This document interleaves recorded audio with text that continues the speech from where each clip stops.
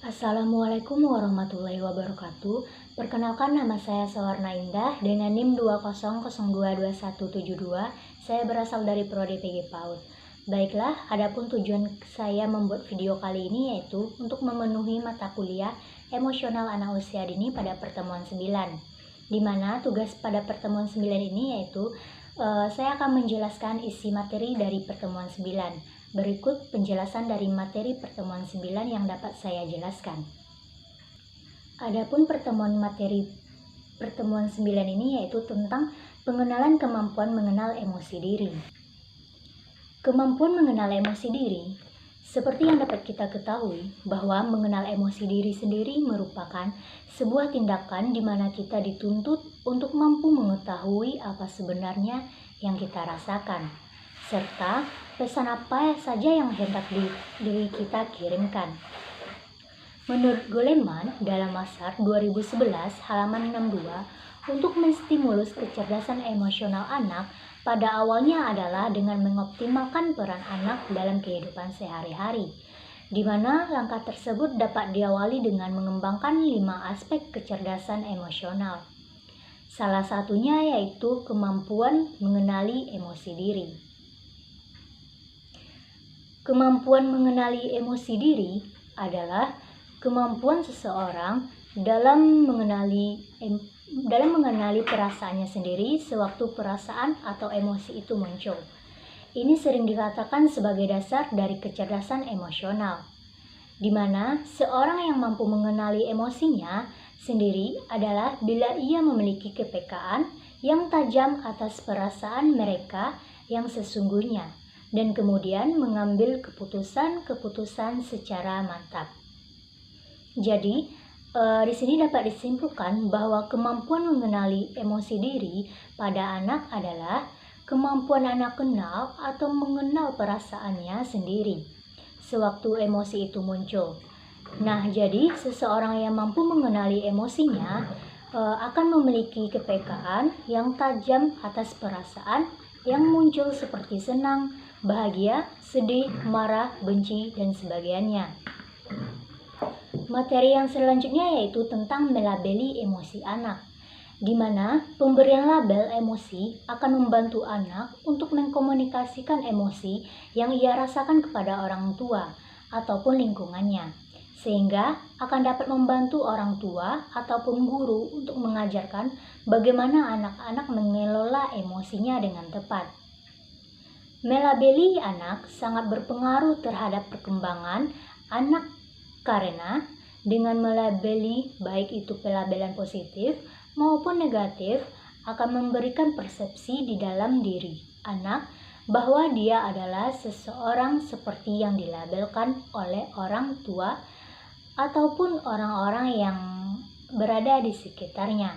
Contohnya saja seperti apabila anak tidak sengaja menjatuhkan benda yang dipegangnya, lalu orang tuanya melabelinya seperti ceroboh, maka ia akan berpersepsi bahwa dia adalah seseorang yang ceroboh dan menjatuhkan benda-benda merupakan kecerobohan yang biasa ia lakukan, dan begitu pula sebaliknya.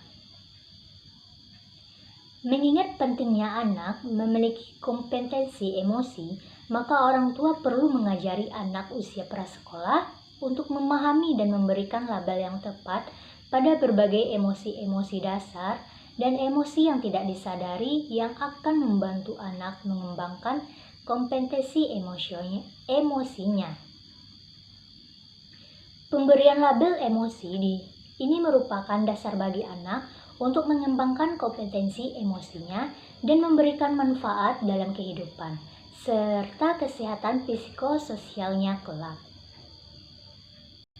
Materi selanjutnya yaitu tentang mengkaitkan pengalaman anak dengan emosi tertentu, di mana emosi bukan peristiwa sesaat, tetapi pengalaman yang terjadi selama beberapa saat.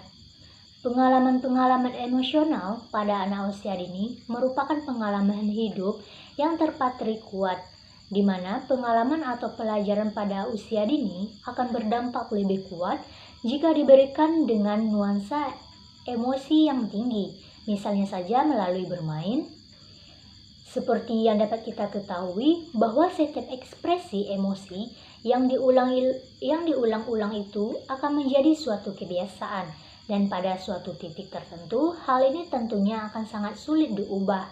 Dengan demikian, anak perlu dibiasakan dengan mengulang perilaku yang bersifat positif sehingga akan menjadi kebiasaan yang positif pula. Materi selanjutnya yaitu tentang mengenalkan bahasa emosi pada anak. Perlu dapat dipahami bahwa perkembangan kemampuan berbahasa di usia 2-3 tahun dan perkembangan konsep diri di usia 2-3 tahun mendukung perkembangan emosi pada anak. Oleh karena itu, peran orang tua, khususnya ibu, di usia 2-3 tahun penting agar anak mampu mengembangkan pemahaman emosional yang lebih baik.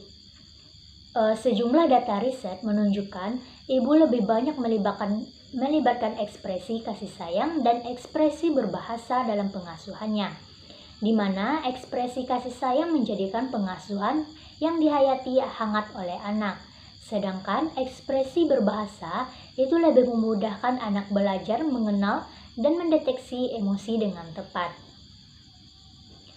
Kemampuan berbahasa yang baik setidaknya dapat membantu anak mengendalikan emosinya dalam dua aspek.